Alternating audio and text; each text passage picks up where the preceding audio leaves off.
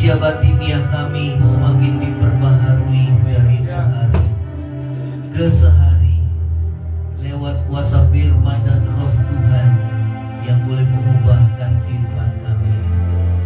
Kami tidak mampu mengubah diri kami. Yang dapat kami lakukan adalah membuka hati dan mau mentaati apa yang Tuhan mau dalam hidup kami. Engkau yang memberi kemampuan untuk kami menjadi pelaku firman. Terima kasih Bapa. Segala kuasa kegelapan, roh jahat, iblis setan yang coba mengganggu firman Tuhan disampaikan, mengganggu konsentrasi kami. Kami satukan hati, kami patahkan di dalam nama Yesus. Dan berdoa Roh Kudus Tuhan menjamah setiap hati kami. Terpuji namamu di dalam nama Yesus. Yang percaya sama-sama katakan amin. Silakan saudara. Shalom. Ya saudara, pada pagi hari ini saya akan bawakan firman tentang khotbah Yesus di bukit, saudara. Pengajaran yang pertama yang Yesus berikan kepada para muridnya, dan saya yakin ini yang sangat penting buat kita anak-anak Tuhan.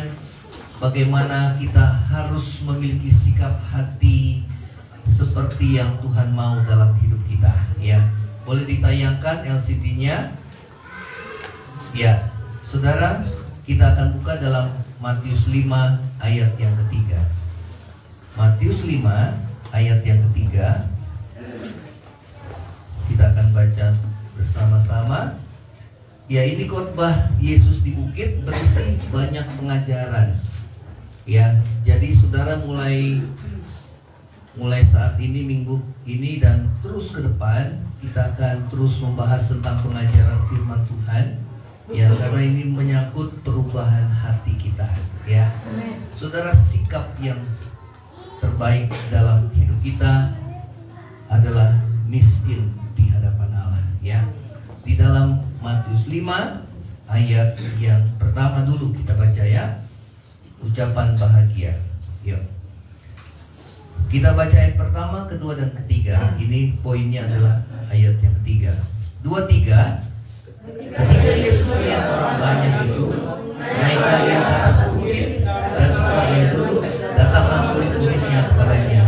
Maka Yesus pun mulai berbicara dan mengajar mereka, katanya, berbahagialah orang yang miskin di hadapan Allah, karena mereka yang punya kerajaan Allah. Ya, saudara, ini adalah awal pengajaran Yesus, khotbah Yesus di atas bukit. Ya, dan dibuka bagaimana saudara Tuhan mengajar, dikatakan bahwa berbahagialah orang yang miskin di hadapan Allah.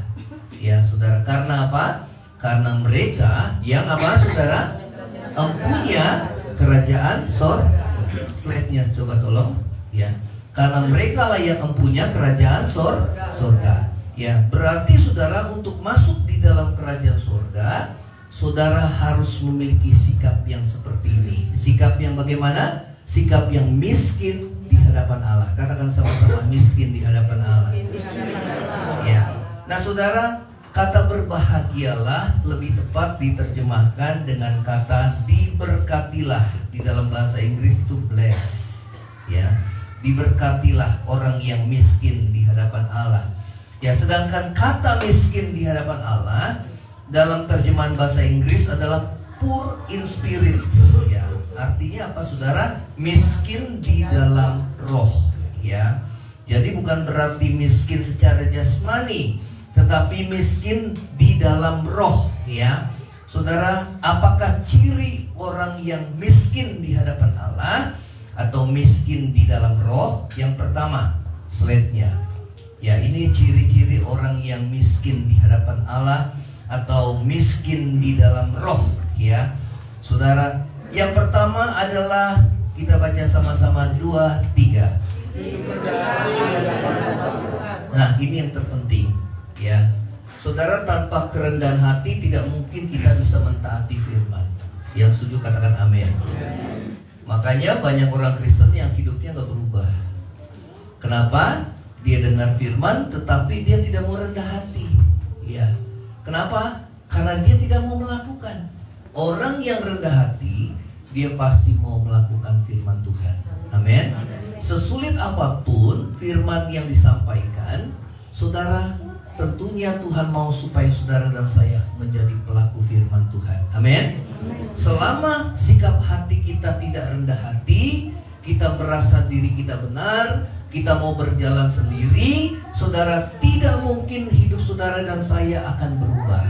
Betul apa enggak, saudara? Sementara kita dengar firman Tuhan tiap hari Minggu, kemudian kita dengar firman Tuhan mungkin saudara di YouTube, ya, saudara, memang kita sukakan firman Tuhan, tetapi hidup kita tidak berubah. Ya, saudara, saya ingat tatkala Yohanes Pembaptis, dia menyampaikan firman Tuhan, saudara, di depan Herodes. Herodes senang, tetapi saudara, dia tidak berubah hidupnya. Hanya senang dengar firman, tetapi hidupnya tidak berubah. Sedangkan sasaran gereja, saudara dan saya beribadah, sasarannya adalah hidup kita berubah.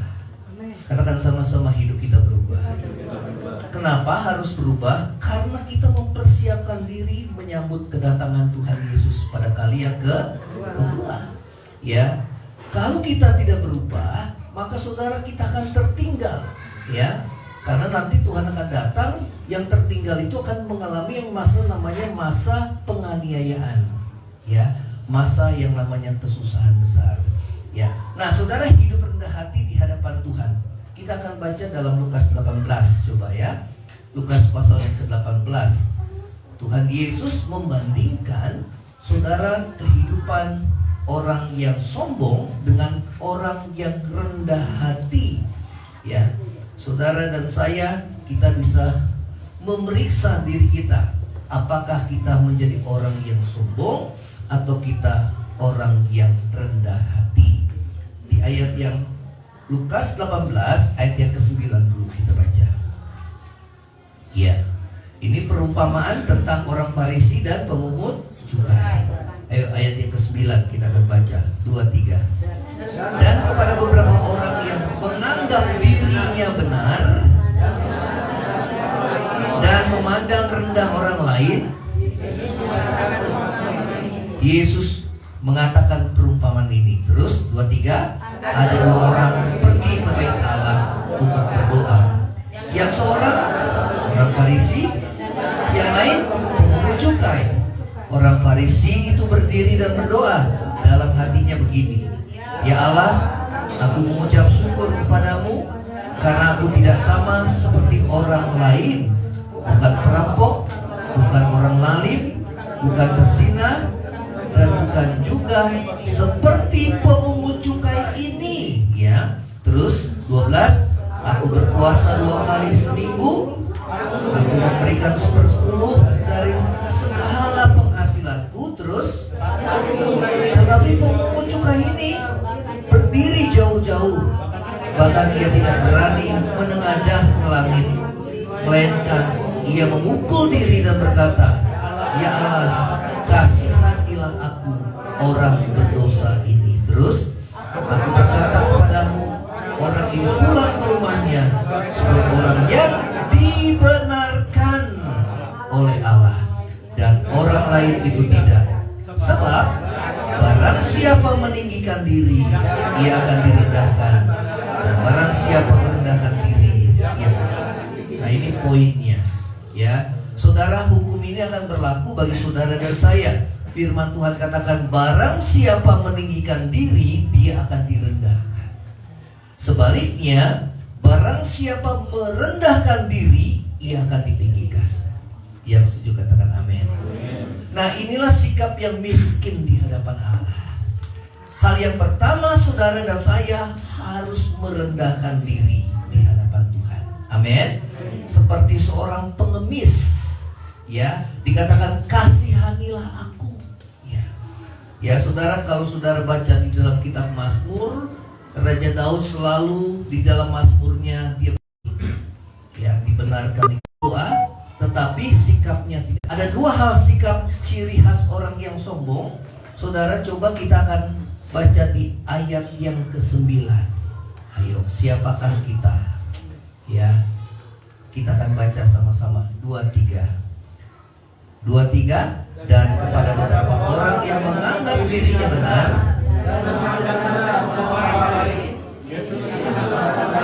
Ya, saudara, dua ciri orang yang sombong. Menganggap diri apa?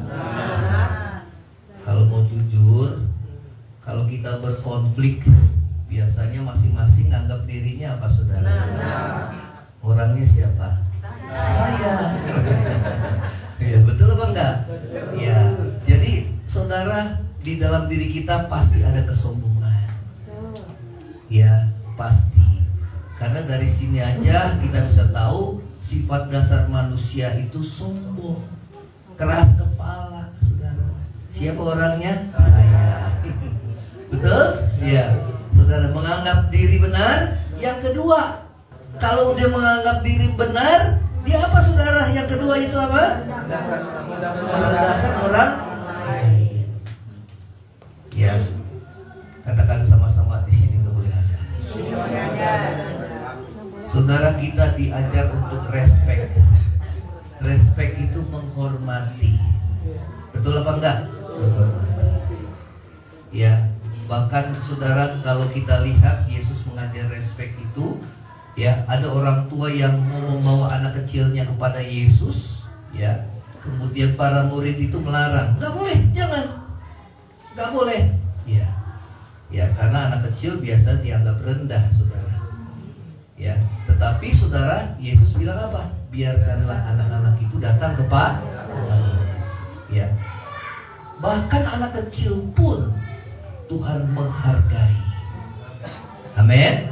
Ya, karena itu saudara, sifat yang baik daripada orang-orang yang diubahkan oleh Tuhan, ya, dia akan respect, menghargai satu dengan yang lain. Katakan sama-sama, menghargai satu dengan yang lain. Makanya Tuhan ajar kita jangan memandang muka. Kalau ada orang kaya yang datang ke gereja naik mobil, kemudian saudara, wah, ini cincinnya kayak Hotman, saudara, ini selalu dia gini, ya. Jadi orang terkesima, ini berapa miliar nih gini kalau ngomong. Ya, saudara, lebih hargai dia daripada orang yang miskin. Tidak boleh, saudara. Amin. Karena di mana hatimu, di situlah engkau. Ya, karena itu saudara dan saya, kita harus belajar memiliki sikap yang rendah hati. Katakan sama-sama, rendah hati. Ya, saudara, ini yang terpenting, ya, karena Tuhan membenci kesombongan. Ya, ada 6 hal yang dalam kitab Amsal dikatakan salah satunya adalah mata yang sombong, kesombongan. Ya, nah, kemudian slide-nya yang berikutnya, ya. Jadi miskin di hadapan Allah dapat diartikan dengan rendah hati di hadapan Allah. Katakan sama-sama, rendah hati di hadapan Allah. Jadi kalau saudara baca tadi di dalam Matius pasal yang kelima ayat yang ketiga, saudara bisa baca demikian: berbahagialah atau diberkatilah orang yang rendah hati atau merendahkan diri di hadapan Tuhan. Amin. Karena apa? Merekalah yang mempunyai kerajaan surga. Ya, saudara. Nah, 2 ciri orang yang sombong tadi adalah merasa diri benar dan memandang rendah orang lain. Sebaliknya, orang yang rendah hati adalah orang yang merasa dirinya orang berdosa. Siapa di antara saudara yang merasa diri orang yang berdosa? Amin. Banyak orang, saudara bilang, gak usah gereja-gereja, orang gereja munafik, saudara, kan? Mendingan saya, ya, saudara, justru kita ke gereja karena kita orang berdosa. Hanya orang yang sakit yang perlu dokter. Di sini pada sakit ya, saudara, ya. Berarti kita perlu dokter. Ada yang sakit hati, coba lihat kiri kanan, sakit hati.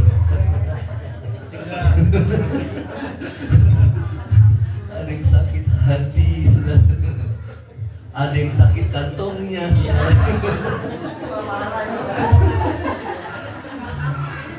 Berbagai penyakit, saudara, ada, ya.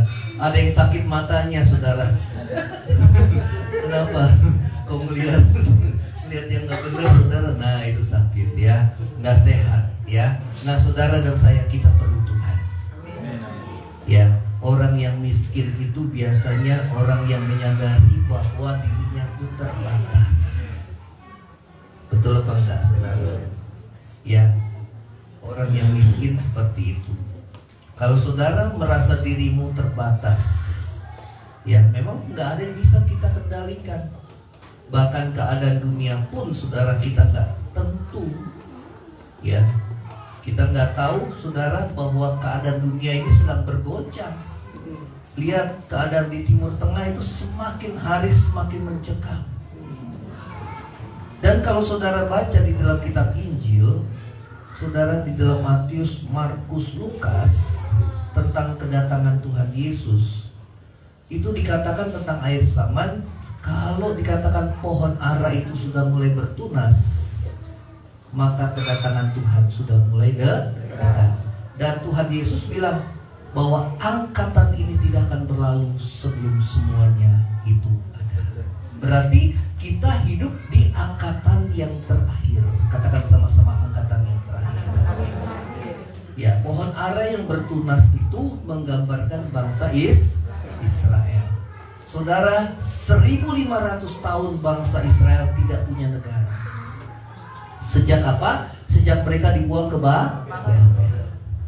Tetapi saudara, itu adalah mukjizat Tuhan. Kalau bangsa yang sudah terserak, kemudian mereka berkumpul dan memiliki negaranya sendiri. Dan Tuhan katakan, tanda kedatangan Tuhan sudah semakin mendekat. Amin. Ya, karena itu saudara, kita perlu berjaga-jaga, mempersiapkan diri karena kedatangan Tuhan sudah dekat. Ya. Nah, dikatakan orang yang rendah hati merasa dirinya orang berdosa yang tidak layak di hadapan Tuhan. Ya, karena ia selalu meminta pengampunan dari Allah. Setiap hari siapa yang berdoanya minta ampun sama Tuhan? Ya, minta ampun terus ya. Amin. Ya. Jangan lupa saudara, kenapa? Paling tidak kita berdosa dalam perkataan. Bangun pagi aja udah ngomel-ngomel saudara. Udah langsung wah segala kebun binatang segala macam, wah segala macam saudara. Betul? Betul apa enggak? Hati kita juga udah mulai nggak beres saudara ya. Ada benci, ada dendam, ada iri hati. Melayani sih melayani, berdoa. Sama kayak orang Farisi saudara. Melayani, berdoa, bahkan berpuasa, tapi nggak pernah mengoreksi diri. Ya, makanya Tuhan mengajar kita untuk memeriksa diri kita. Jangan-jangan orang yang kita hakimi lebih baik daripada kita. Amin? Ya. Nah, saudara, terus lagi. Yuk, slide-nya. Ya, jadi orang yang rendah hati dia nggak berani menghakimi orang lain. Yang dia hakimi adalah diri sendiri. Ya, dia fokus sama diri, benahi diri, nggak usah lihat orang lain. Orang lain itu bagian Tuhan. Kalau seandainya saudara orang itu dia tidak mau berubah, itu adalah bagian daripada Tuhan. Amin. Ya. Nah, saudara, bagaimana kita dapat hidup rendah hati? Ini, saudara. Ya. Yang pertama adalah belajar dari Yesus. Katakan sama-sama, belajar dari Yesus. Karena Tuhan bilang, belajarlah kepadaku karena aku lemah lembut dan rendah hati. Ya. Yang walaupun dalam rupa Allah, dia telah mengosongkan dirinya, mengambil rupa seorang hamba dan menjadi sama dengan manusia. Dan taat sampai mati. Jadi orang yang rendah hati itu taat. Colek kiri kanan, taat. Betul apa enggak saudara? Selama sombong susah. Nggak mau ditegur, ya, nggak mau diperingatkan, nggak mau dinasihati, merasa diri benar, mau jalan sendiri, pakai pengertian sendiri. Saudara gampang tersinggung, gampang sakit hati, semua dosa-dosa itu kesombongan. Betul? bilang di mana ada iri hati dan mementingkan diri, itu sumber dari semua kekacauan. Ya. Nah, bagaimana kita dapat belajar? Yang kedua adalah bersedia diproses dan dibentuk oleh Tuhan. Melalui apa, saudara? Colek kiri kanan. Melalui puji Tuhan. Kebanyakan kan kita udah tahu firman, saudara. Betul apa enggak? Jadi sebenarnya Tuhan itu baik. Ya, Tuhan itu baik melalui penderitaan. Coba Ulangan 8 ayat 2 sampai 3. Ulangan 8. Saya bisa tunjukkan, saudara, ada banyak ayat bahwa Tuhan memproses hidup kita, karakter kita melalui penderitaan, ada banyak ya.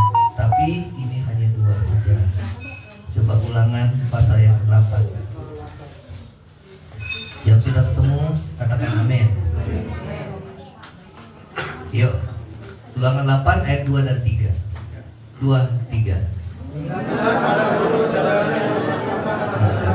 Ini Musa ngomong sama bangsa Israel nih ya, saudara. Dikatakan, kamu ingat akan perjalanan kamu ya di padang gurun yang kau lakukan atas kehendak Tuhan. Jadi saudara, perjalanan di padang gurun itu kehendak Tuhan. Padang gurun itu bicara tentang penderitaan. Terus lagi di padang gurun selama berapa, saudara? 40 tahun. Harusnya berapa lama? 40 hari. Kenapa bisa panjang? Bangsa Israel terkenal sebagai bangsa yang tegar teguk dan keras. Colek kiri kanan. Jangan tegar teguk dan keras hati. Prosesnya tambah panjang nanti. Saudara, tergantung kita. Kalau kita orangnya rendah hati, cepat, saudara. Kalau kita orangnya lemah lembut, gampang diajar, cepat. Makanya ada orang, saudara, yang jiwa baru, begitu dia datang cepat berubah, yang udah puluhan tahun ke gereja, kalah cepat dia, saudara, berubahnya. Maka Tuhan bilang yang terdahulu jadi kemudian, yang terkemudian menjadi. Jangan sampai kayak gitu ya, saudara ya. Puluhan tahun ke gereja tapi nggak berubah-berubah, aku masih seperti yang dulu, saudara.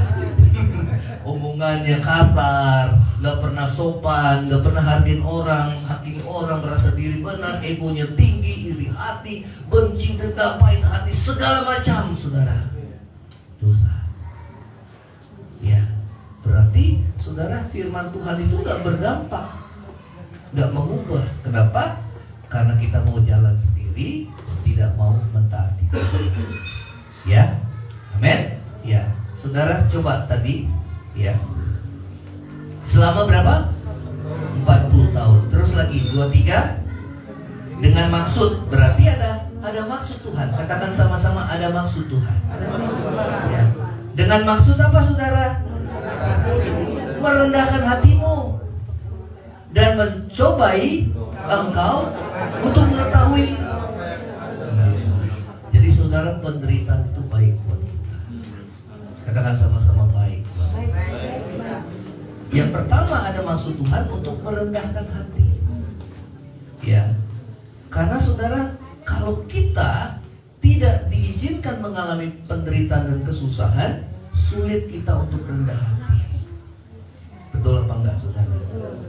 Ada yang dikasih sakit, ada juga yang usahanya habis bangkrut. Betul apa enggak? Susah kita hidup dekat dengan Tuhan. Ya, saudara, anak saya Felicia diizinkan mengalami sakit, dioperasi. Saudara, ini di black, saudara, dadanya ada tumor jinak, saudara, yang diizinkan mengalami sakit yang luar biasa.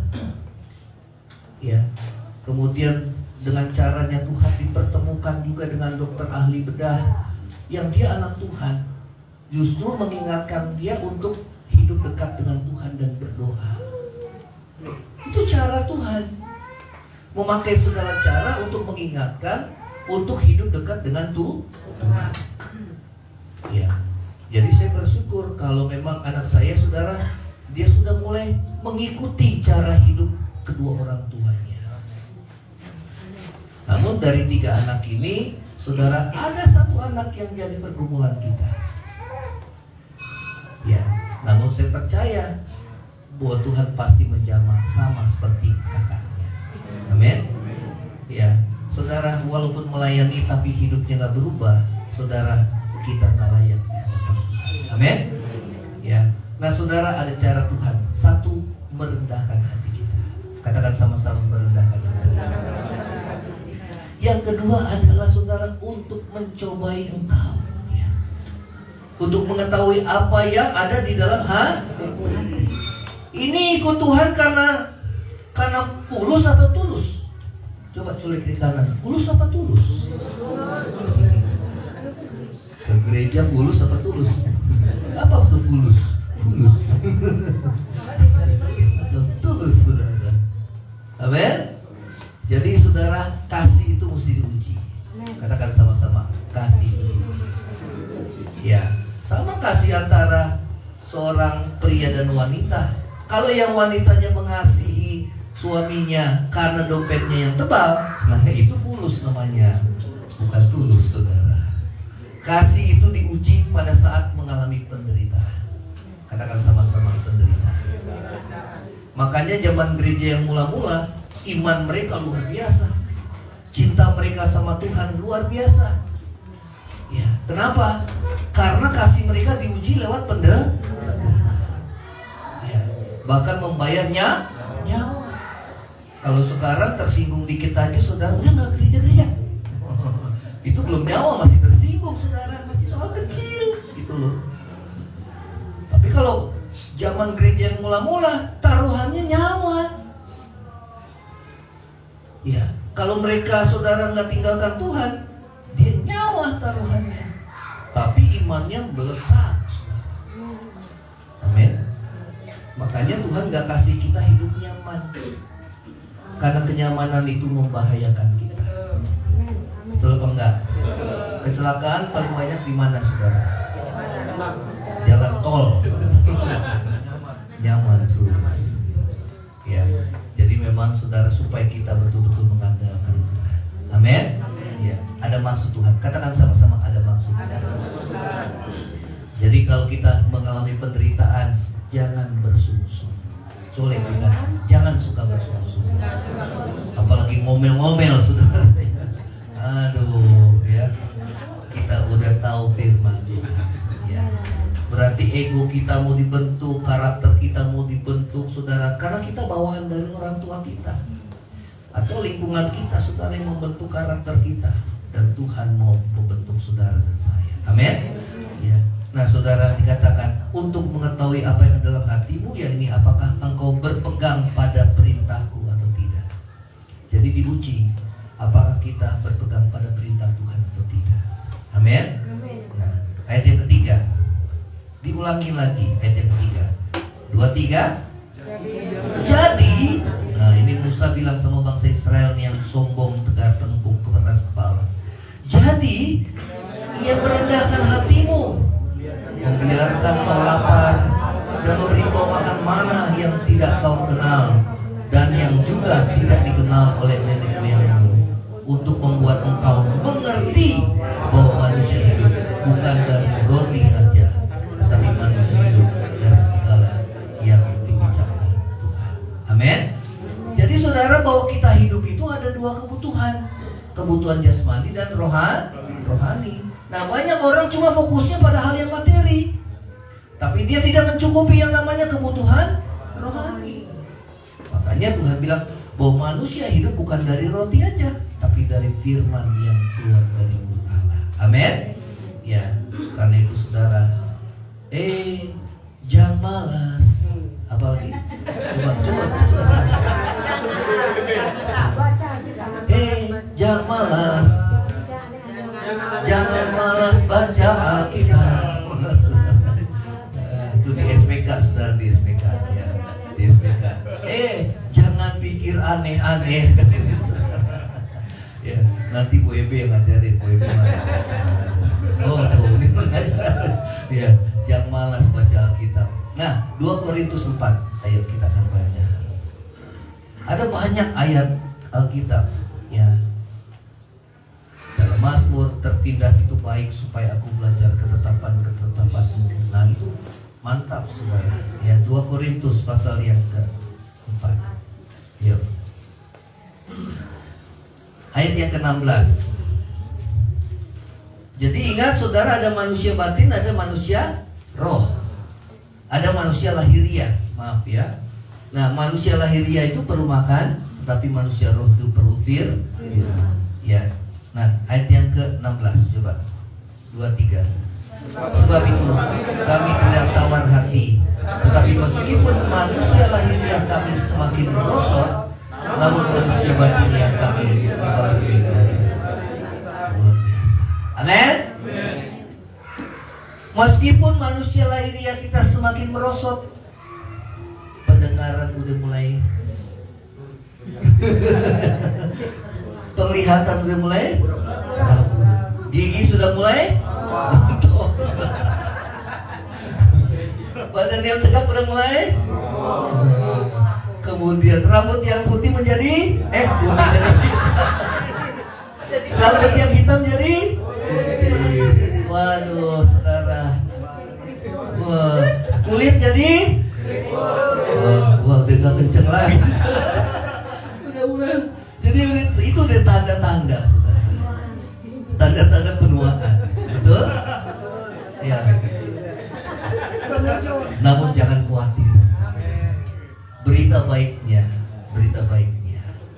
manusia batiniah kita harus dibaharui dari hari ke hari. Amin. Ya, berarti roh kita harus semakin dewasa. Ya, manusia batiniah kita dibaharui dari hari ke hari.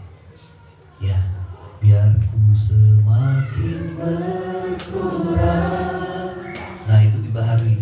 Yesus makin bertambah. Ya, lewat apa? Firman. Yang kedua lewat apa? Pimpinan Roh Kudus di dalam hati.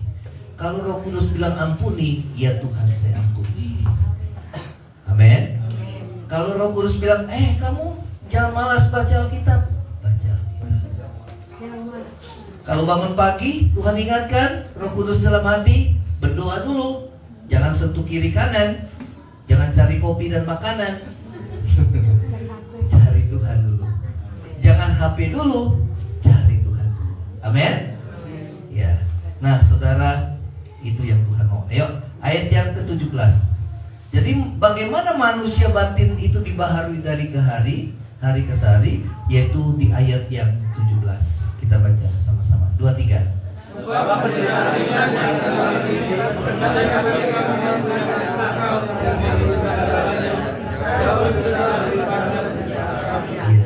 Saudara, aduh, saya berat masalah, tapi Tuhan bilang ringan.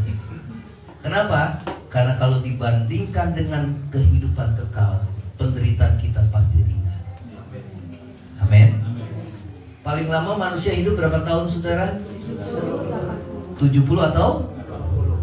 Ya, nanti mama saya ulang tahun umur berapa ya? Tanggal 17 tahun 45, berarti 79. Cucunya 13, cicitnya 4. Ya, itu udah anugerah Tuhan. Namun bisa main ke mall, saudara. Main ke mall. Pokoknya kalau ke mall sehat ya, saudara. Kalau diajak makan, wah, sama yang ngajak makan cucu-cucunya, karena cucunya udah pada kerja semua. Gantian tuh, saudara. Ya, senang, sukacita. Tapi saudara, ada batasnya. Katakan sama-sama, ada batasnya. Betul? Ya. Namun manusia batinnya dibaharui dari hari ke hari. Melalui apa, saudara? Bisikin penderitaan.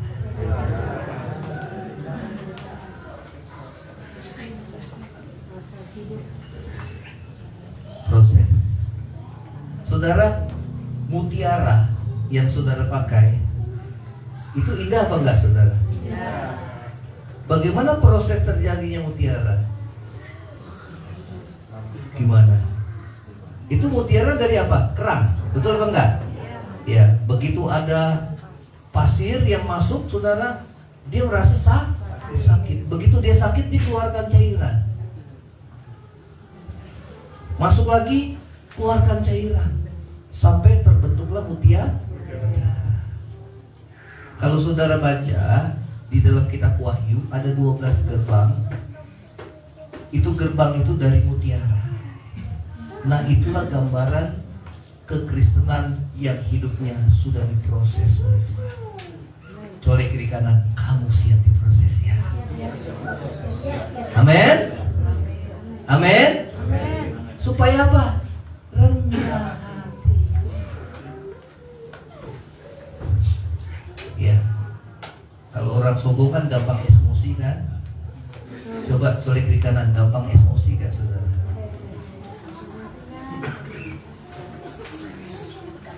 Yang kedua, gampang tersinggung kan? Coba colek kiri kanan, gampang tersinggung nggak?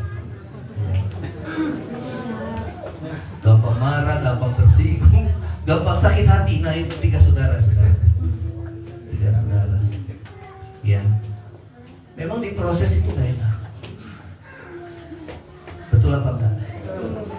Makanya di ayat yang berikutnya, Matius 5 ayat yang keempat, Tuhan bilang apa saudara? Itu berkaitan. Berbahagialah orang yang berduka cita. Wish. Kok orang yang berduka cita berbahagia? Karena mereka akan dihibur. Ya. Oh, jadi berkat ya, saudara. Colek kiri kanan, jadi berkat. Jadi kadang diizinkan kita mengalami kesukaran. Begitu kita menang, kita bisa jadi berkat buat orang lain. Ya. Nah, saudara, ini yang Tuhan mau. Ya, slide-nya lagi. Ya. Yang kedua, baca sama-sama 2-3.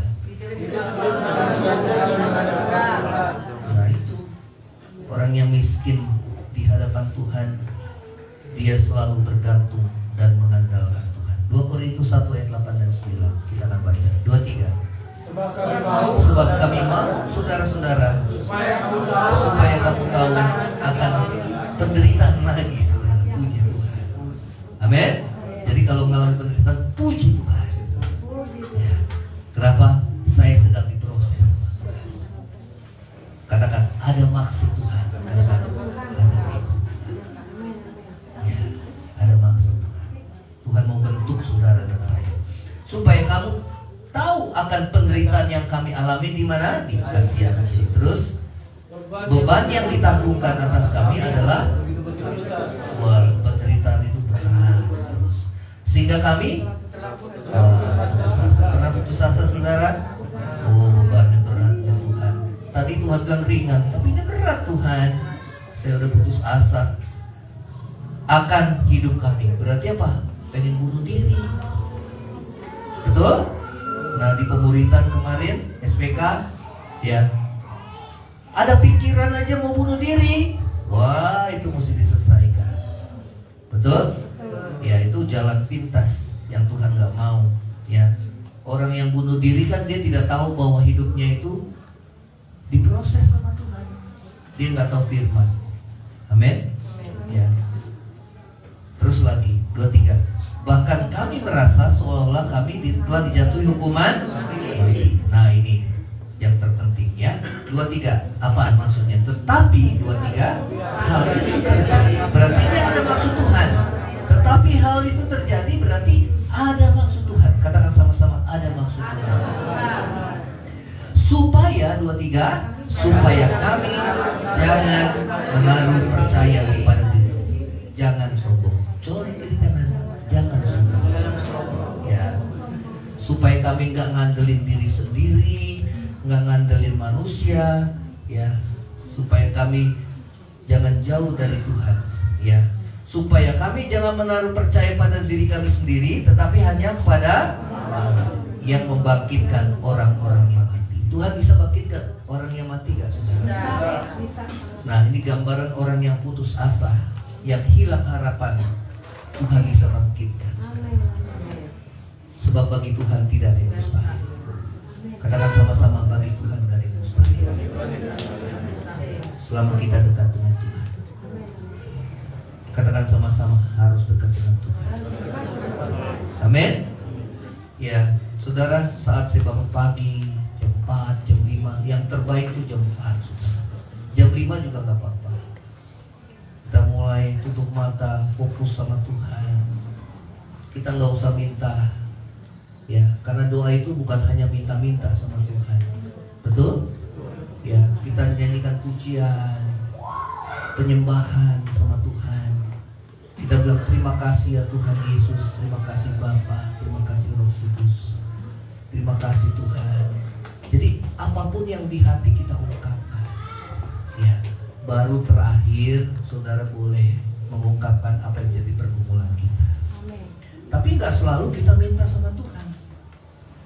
Di dalam saya berdoa, saudara, saya nggak pernah meminta hal yang bersifat materi. Jarang, bukan nggak pernah jarang. Tapi Tuhan tahu isi hati kita, betul? Ya. Tapi yang terutama adalah bagaimana saudara hidup kita berkenan di hadapan Tuhan. Katakan sama-sama, berkenan di hadapan Tuhan. Ya. Nah, kebanyakan lagu-lagu yang Tuhan kasih ke saya, yang Roh Kudus kasih ke saya, yang kita nyanyikan, saudara, itu adalah melalui penyembahan. Kebanyakan, bukan kebanyakan, semuanya melalui penyembahan. Ada 34 lebih. Sebetulnya masih banyak lagu-lagu yang belum dinyanyikan. Dan satu hal, saudara, saya ingin kalau saya sudah tidak ada, lagu ini jadi abadi. Amin. Jadi kalau hidup kita fokus Tuhan, saya mau hidup jadi berkat Tuhan. Itu luar biasa, saudara. Karena hidup itu singkat adanya. Ya, jadi saudara, saya haus selalu sama Tuhan. Tuhan, kasih saya lagu yang baru lagi Tuhan. Kasih saya lagu yang baru lagi. Jadi kalau dalam penyembahan saya nggak pernah nyanyikan lagu-lagu orang lain, tapi lagu yang Tuhan kasih. Kasih saya lagu yang baru lagi Tuhan. Jadi nggak pernah puas, saudara. Ya, sehingga Tuhan kasih lagi, Tuhan kasih lagi, Tuhan kasih lagi. Ya.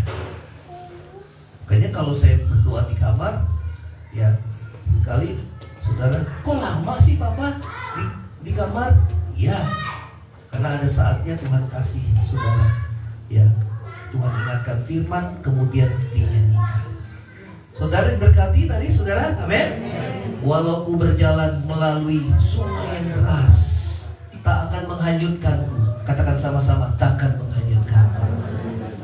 Walau ku berjalan melalui api yang besar, ini bicara tentang pergumulan hidup kita, namun tak akan menghanguskan. Sebab apa, saudara? Tuhan yang besar. Ada bersama siapa? Bersama. Nyatakan kuasamu di dalamku Tuhan. Jadi kita bisa minta sama Tuhan, Tuhan nyatakan kuasamu dalamku Tuhan. Jadi kita gak bimbang lagi. Jangan, Tuhan bener gak sih Tuhan Engkau berkuasa tolong saya? Enggak gitu lagi. Tapi Tuhan nyatakan kuasamu dalamku Tuhan. Wah, itu ungkapan iman yang teguh. Amin. Ya. Katakan sama-sama, hidup selalu bergantung dan mengandalkan Tuhan. Ya, slide-nya lagi 23, slide-nya. Nah, Paulus menyadari bahwa ada maksud Tuhan di setiap penderitaan yang dialaminya. Yang tadi ya, hidup orang percaya harus selalu bergantung dan mengandalkan Tuhan. Katakan sama-sama, harus selalu bergantung dan mengandalkan Tuhan. Itulah bukti kita orang yang rendah hati, yang merendahkan diri. Nah, Tuhan Yesus menggambarkan diri orang yang percaya bagaikan apa, saudara? Ranting, dan dia adalah pokok anggur. Ranting akan kering bila terlepas dari. Ini gambaran kita harus bergantung terus, melekat erat kepada siapa, saudara? Pokok anggur. Siapakah pokok anggurnya? Tuhan Yesus. Ya. Makanya Tuhan Yesus berkata, di luar aku kamu tidak dapat berbuat. Ku tak dapat hidup tanpamu. Ku tak dapat hidup tanpamu. Kalau orang udah bilang seperti itu luar biasa, saudara. Munya itu bukan kekasih kita. Munya itu bukan kekasih kita, tetapi munya adalah kekasih sejati kita. Siapa saudara? Luar biasa. Katakan sama-sama. Luar biasa. Amin. Saya karang lagu dari Kidung Agung, saudara. Orang bingung dari Kidung Agung. Lagunya gimana, saudara? Dua hati telah berpadu menjadi satu. Jadi kebanyakan kita kan dua hati berpadu jadi satu kan suami istri, saudara. Tapi ini gambaran kita dengan Tuhan sebagai mempelai laki-laki. Amin. Nanti lagu ini akan kita nyanyikan supaya saudara hati kita cinta Tuhan itu betul sungguh-sungguh. Seperti seorang kekasih. Sehingga kita selalu bergantung sama Tuhan. Amin. Ya, terus lagi saudara. Slide-nya. Yang ketiga. Yang keras 23. Ya. Roma 11 ayat 36 kita baca sama-sama. 23. Segala sesuatu dari ini orang yang rendah hati, ya. Dia menyadari bahwa semua yang diterima adalah anugerah Tuhan dan oleh Dia dan kepada Dia, maka baginya lah kemuliaan sampai selama-lamanya. Jadi kalau orang yang miskin di hadapan Tuhan, dia menyadari bahwa segala sesuatu yang dia terima adalah anugerah Tuhan. Katakan sama-sama, anugerah Tuhan. Bahkan yang terutama itu adalah keselamatan. Keselamatan adalah anugerah Tuhan, bukan karena perbuatan baik kita. Itu karena Yesus yang mau mati buat saudara dan saya, ya. Jadi orang yang miskin dalam roh hidupnya selalu bersyukur dan memuliakan Tuhan. Katakan sama-sama, selalu bersyukur dan memuliakan Tuhan. Katakan sama-sama, saya mau selalu bersyukur dan memuliakan Tuhan. Praktek ya saudara. Kalau nggak praktek, nggak berubah. Jadi kalau ngadepin apa-apa, wah, bahkan penderitaan pun kita bersyukur. Kenapa? Karena dalam segala perkara Tuhan turut bekerja mendatangkan kebaikan. Yang tadi itu mutiara, ya, sakit tapi hasilnya indah, saudara. Ya, supaya kita selalu bergantung sama Tuhan, ya. Terus lagi yang terakhir 2, 3, 4. Yang keempat 2, 3. Nah, musuh orang percaya ini mamon. Makanya Tuhan bilang kau nggak bisa menyembah Allah dan mamon. Ya, nggak ada yang lain, hanya ada dua. Ada dua tuan. Tuannya Yesus atau mamon. Kita nggak bisa dua-duanya. Kita harus pilih Tuhan Yesus atau mamon. Dikuasai hidup kita oleh Tuhan Yesus kebenarannya atau dikuasai oleh mamon. Kalau mamon itu menguasai kita, dia menjadi tuan yang jahat. Kenapa? Karena Tuhan bilang akar dari segala kejahatan adalah cinta uang. Jadi kalau orang yang pikirannya uang terus, saudara, apapun yang dibuat itu selalu, saudara, berdosa.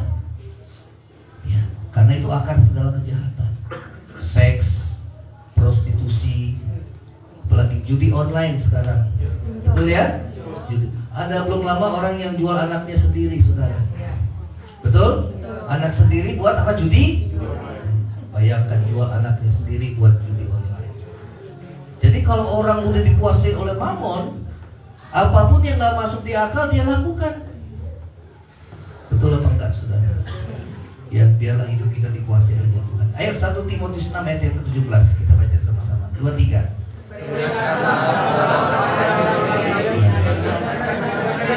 Agar mereka jangan tinggi, terus jangan mengharap sesuatu yang tidak tentu seperti kekayaan, melainkan pada Allah yang dalam kekayaannya memberikan kepada kita segala sesuatu untuk diterima. Terus lagi slide-nya yang terakhir. Terus 2, 3. Orang yang miskin di hadapan Allah atau rendah hati dan selalu mengutamakan Tuhan di atas segala hal yang bersifat materi, karena ia menyadari bahwa kekayaan hanya bersifat fana. Katakan sama-sama, kekayaan hanya bersifat fana. Bisa nikmati. Ayo makan-makan nih, diabetes. Ya, silakan duduk. Ambeien. Ya udah nonton TV aja. Tabun. Gak bisa nikmati dia, saudara. Ya, tapi kita walaupun makan nasi sama tahu pakai sambal. Nikmatnya bisa nambah 2 piring. Ayo kita bangkit berdiri. Kita dapat hidup tanpa. Bawa hati kita ke sana, saudara. Biar hidup kita hanya bergantung kepada Tuhan. Rendahkan diri tiap hari di hadapan Tuhan. Mohon pengampunan. Kita terlepas dari kesalahan, banyak dosa yang kita lakukan, baik dalam perkataan, sikap, perbuatan, pikiran. Banyak hal yang membuat hati Tuhan berduka. Tapi Tuhan suka orang yang merendahkan diri, seperti pemungut cukai. Dia merasa gak layak di hadapan Tuhan. Dia minta pengampunan. Terima kasih Tuhan Yesus. Kita dapat hidup tanpa. Terima kasih Roh Kudus. Tak dapat hidup tanpa-Mu. Bawa hatimu ke sana. Tak dapat hidup tanpa-Mu. Hayati perkataan ini, karena inilah firman Tuhan Yesus bilang, di luar aku kamu gak bisa buat apa-apa. Kalau engkau sebagai ranting terlepas dari pokok anggurnya, ranting itu akan kering, hatimu akan kering.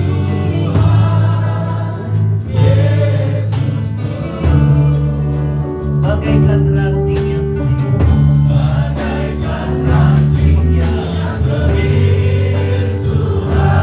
Bila aku lepas darimu, ya Tuhan Yesus, ya Allah, biar hati kami terlekat kepadamu. Sadar kehidupan kami